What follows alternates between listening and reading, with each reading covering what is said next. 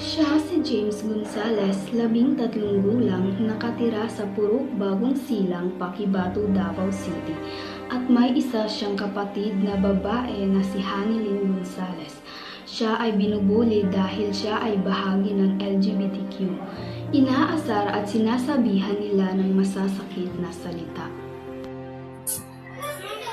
Alam mo, pwede ka nang magbago. Magbago? Bakit? Kasi hindi normal ang kilos mo. Puot lang yan, lilipas din. Sa gitna ng pangungutya, may isang batang patuloy na nag-aaral at nangangarap. Hindi siya pinipigilan ng mga salita ng iba. Sa bawat pahina ng librong binubuksan niya, pinapatunayan niyang may lugar siya sa mundong ito. Maaring malakas ang ingay ng panlalait, pero mas malakas ang kanyang pangarap. At balang araw, ang batang ito ay hindi natatawanan, kundi hahangaan.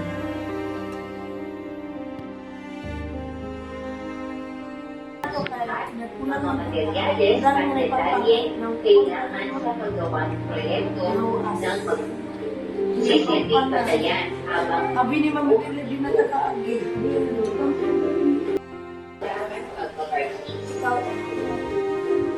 Ano ka na lang tayo, enjoy kita. pagkatapos hindi nagawa na kailangan malaki ng mahusay ang pagpaplano ng proyekto ng may angkop na espesifikasyon.